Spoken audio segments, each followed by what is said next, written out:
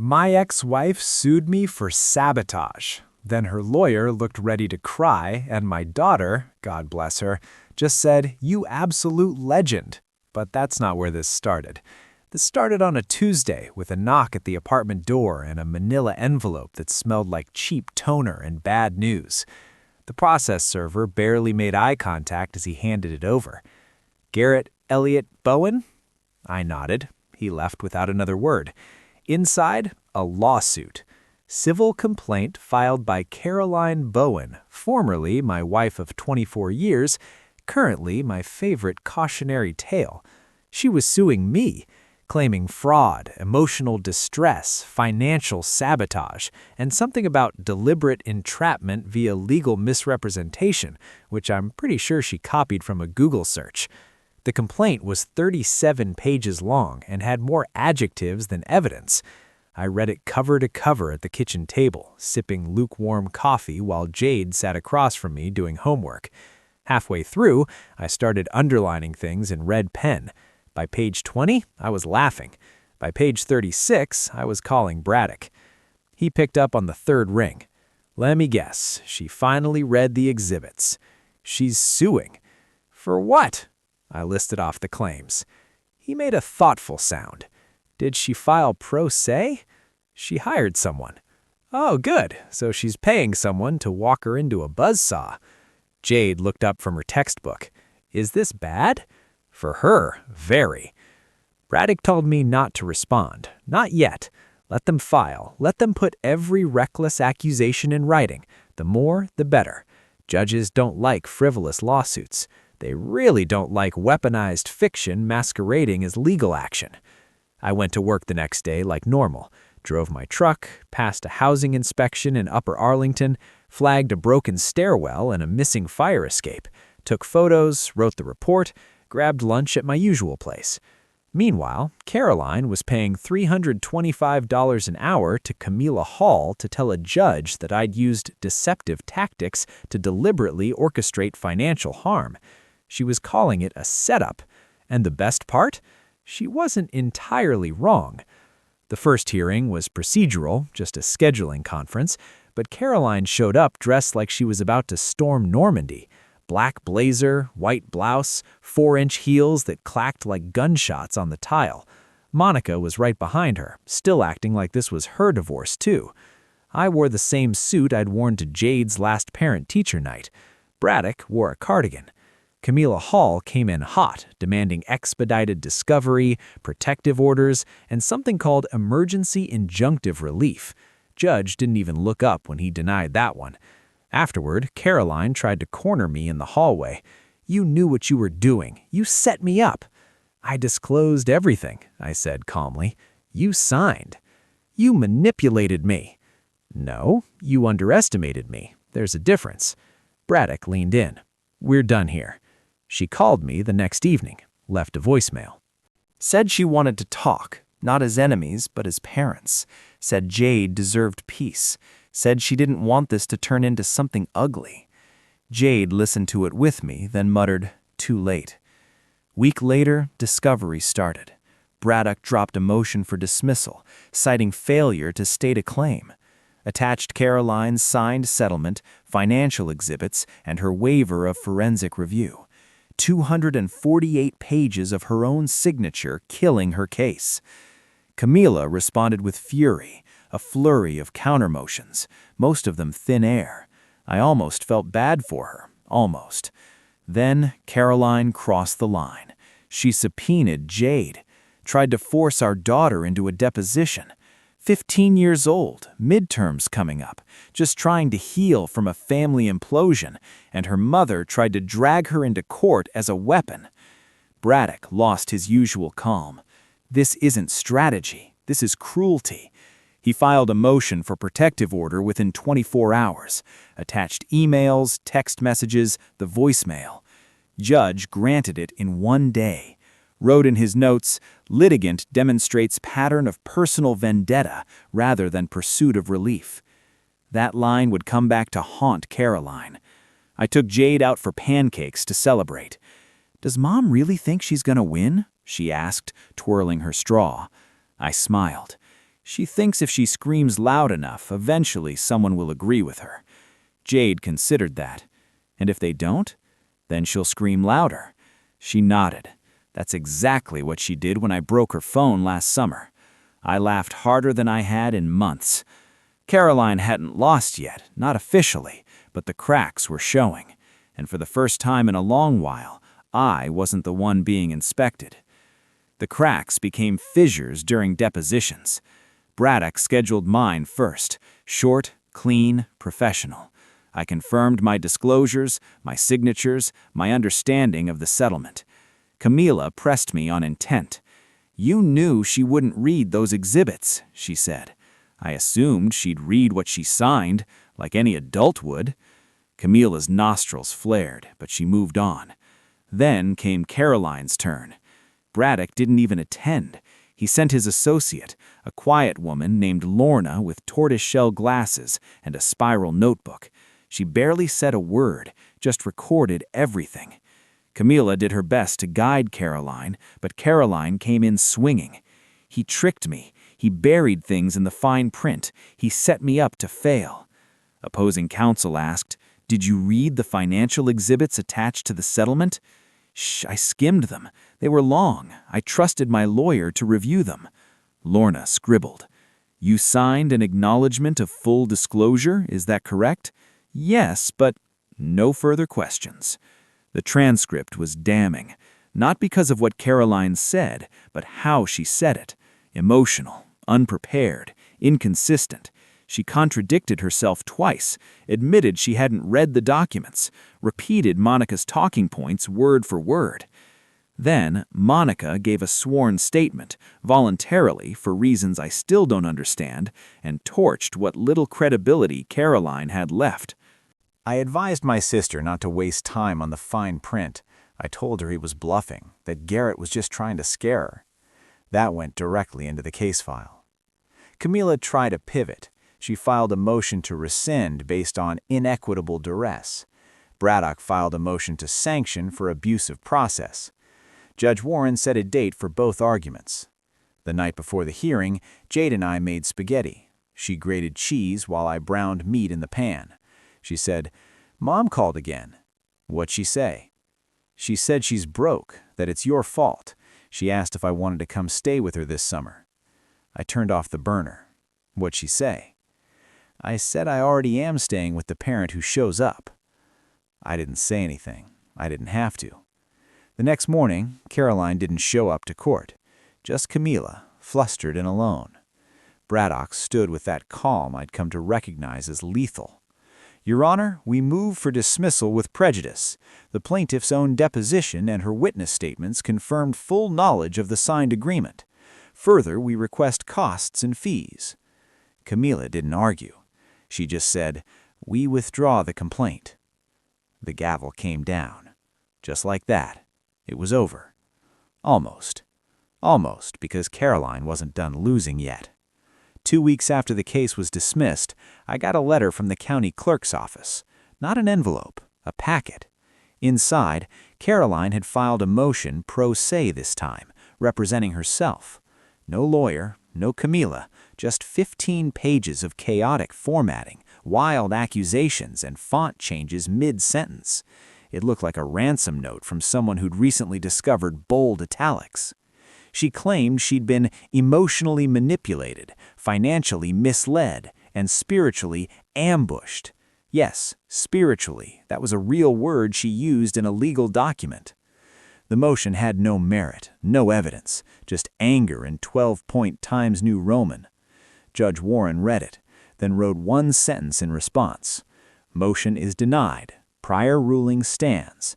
This court will not entertain further filings on this matter without leave." Translation? You're done here. Then the liens started.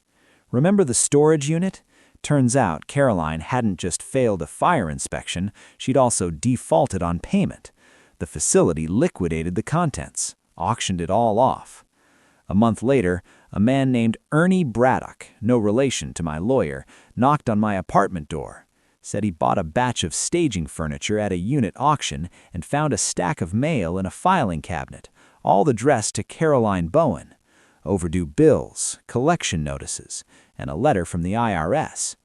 He said, "Didn't feel right throwing this away. You look like the only name in there that might care." I thanked him, took the papers, and read through them after Jade went to bed. The IRS was requesting documentation for 3 years of unreported income. They weren't accusing her yet, just asking questions, but the kind of questions you don't ignore. I didn't tell Jade about it. I didn't need to. She told me her mom had moved into a 1-bedroom sublet outside Gahanna. Said it smelled like wet carpet and desperation. She'd stopped returning Monica's calls. Word was Monica had lost patience when the IRS letters started coming to her house. Poetic. Meanwhile, I got a call from Franklin County's Inspector General. They'd received another anonymous complaint about me. This time, alleged misuse of county property. They launched an internal audit, pulled my truck logs, fuel receipts, work orders. Again, nothing. Clean record. But this time, they flagged it for pattern harassment. Said if I got one more anonymous complaint without merit, they'd initiate an investigation into the source. Caroline hadn't just burned bridges. She was still trying to shoot the ashes. I didn't press charges. I didn't sue her for harassment. I just documented everything. Because you don't have to fight someone who's busy digging their own hole. You just have to make sure they run out of ladder. 3 months passed, Jade aced her finals, I finally replaced the dented fender on my truck, and Caroline vanished from social media like she'd never existed. The staging business Facebook page disappeared overnight. Her Instagram went from curated boho living rooms to blank. The Reinvention with Caroline blog, yeah, she had one, redirected to a domain for sale message. Then came the realtor texts. 2 of them, both local, both had worked with her before. One said he had clients trying to reach her for a final walkthrough on a staged listing. The other, she'd taken a $3,000 cash deposit for a job and never showed. He texted, "I figured maybe you knew how to reach her." I didn't respond. Later that night, Jade sat down next to me on the couch with her laptop. "You need to see this," she said. It was a Reddit post. Not from me, not from her, from a burner account. Probably Caroline's, though the username was some dramatic nonsense like truthhurts-48. The title was, "My ex-husband tricked me into financial ruin and turned my daughter against me. How do I fight back?" 2,000 words of nonsense. No punctuation, no structure, just rage. She called me a manipulative narcissist who weaponized honesty to make me look bad.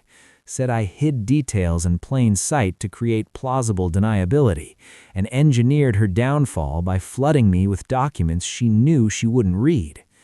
One user replied, "So you signed something you didn't read and now you're mad it counts? That's not sabotage, that's Tuesday." Another said, "Sounds like you got legally outplayed. You should probably just let this one go before the IRS makes it worse." Jade snorted, leaned back. "You didn't even have to reply. The internet did it for you." But Caroline didn't let go. 2 weeks later, Monica showed up again. This time, at Jade's school. She'd come during pickup, parked across the street, waited until Jade came out, called her name, stepped out of the car like she expected a hug. Jade turned and walked back inside, told the office. They called me. I was there in 10 minutes. Monica was still parked in the red zone like she owned the place. I walked up to the window. "Leave her alone. She's my niece. She doesn't want to see you. She's confused. You poisoned her against her own mother." "No," I said. "Her mother did that herself." She rolled her eyes. "This isn't over." "You're right," I said, "because now you're banned from school property." I walked inside, filed the report with the principal, and signed the no-contact affidavit. School security flagged her license plate. Braddock added it to our file. That night, Jade knocked on my bedroom door. "Can I ask something weird?" "Always." "Do you ever feel bad?" I turned down the volume on the baseball game. "About your mom?" "About all of it. About what happened. About how it ended." I thought about it. "Yeah, sometimes. Not because of the outcome, but because I spent years trying to fix something that was never mine to fix. Because I believed someone who didn't deserve it. Because I stayed longer than I should have.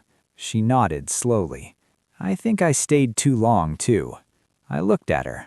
Really looked at her. 15 going on 40. Smarter than I'd been at twice her age. You didn't stay. You survived. That night, she added a photo to the fridge. Her with her honor roll certificate, grinning like she'd just stolen a crown. Right next to a magnet that said, "Measure twice, cut once." The next morning, I found a voicemail on my phone. Caroline. Again. This time she was crying. "I'm sorry," she said. "I messed everything up. I thought I was doing the right thing. I just wanted a life that felt like mine." She didn't ask to come back. She didn't ask for forgiveness. She just said, "Tell Jade I'm sorry. I know I don't deserve it, but tell her anyway." I didn't play the message for Jade. I didn't delete it either.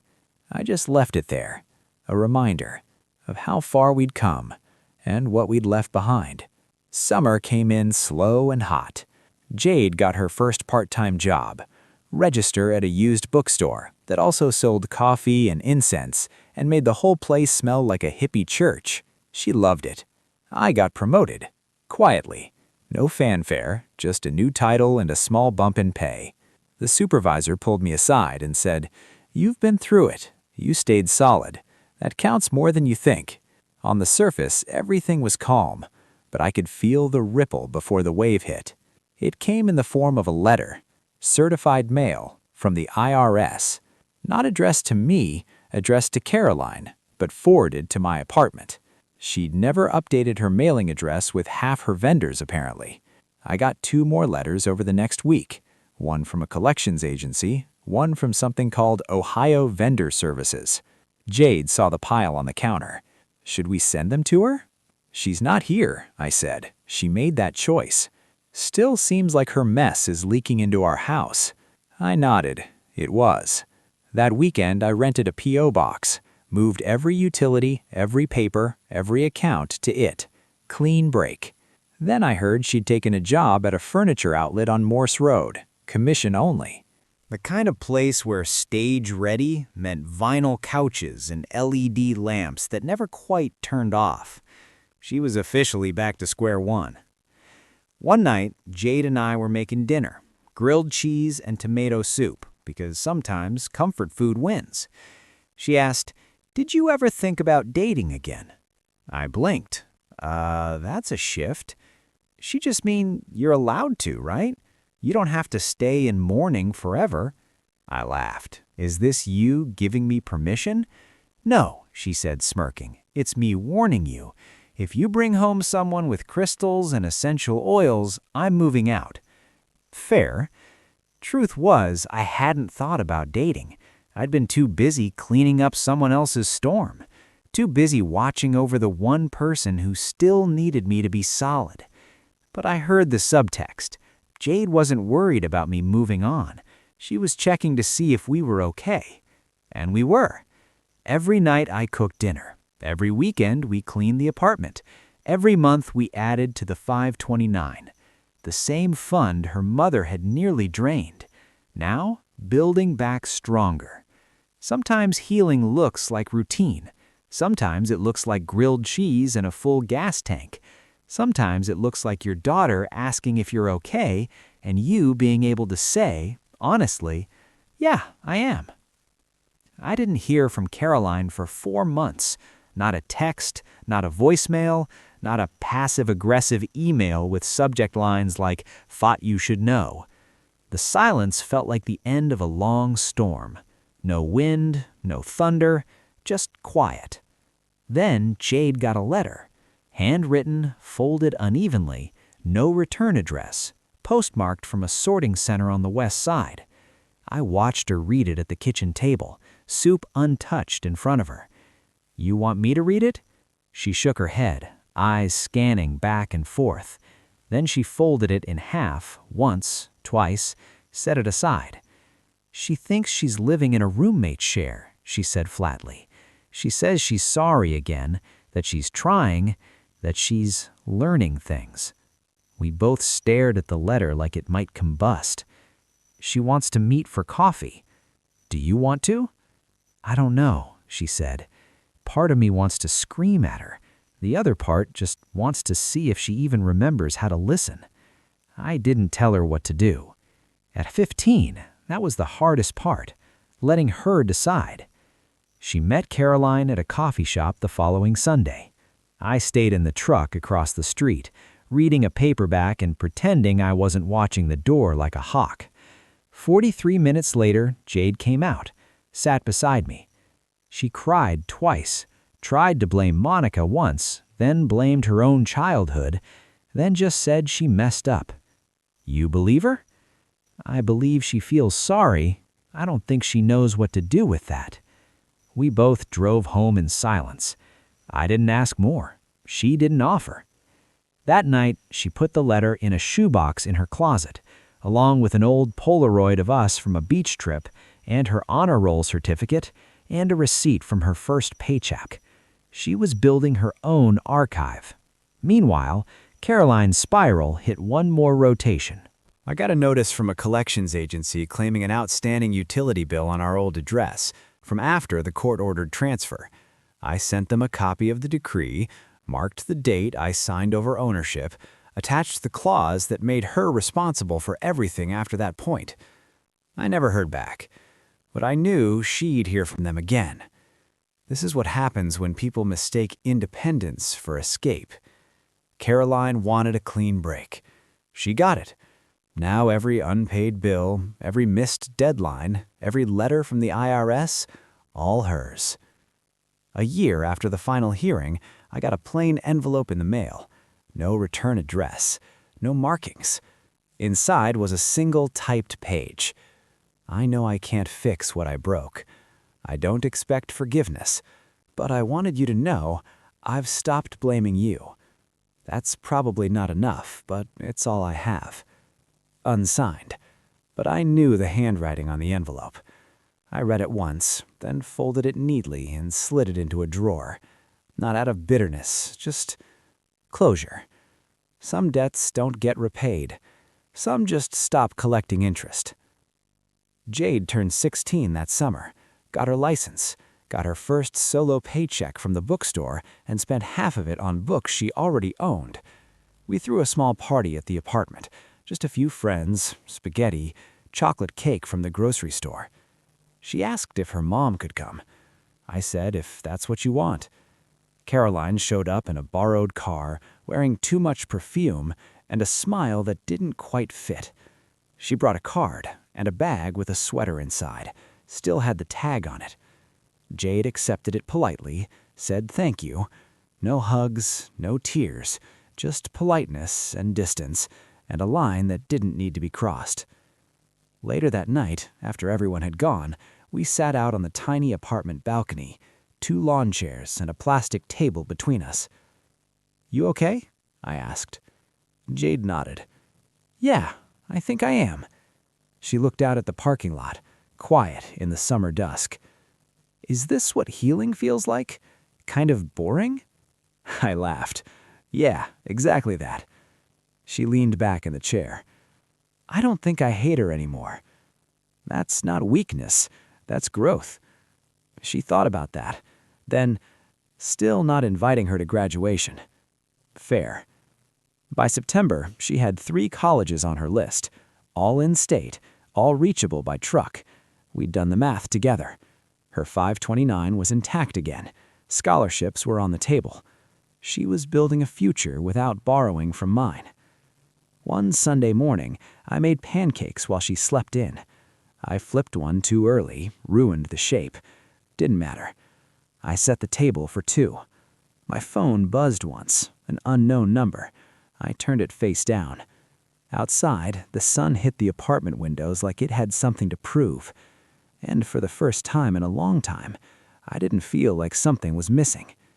Not a house, not a marriage, not even revenge. Just a quiet morning. And enough.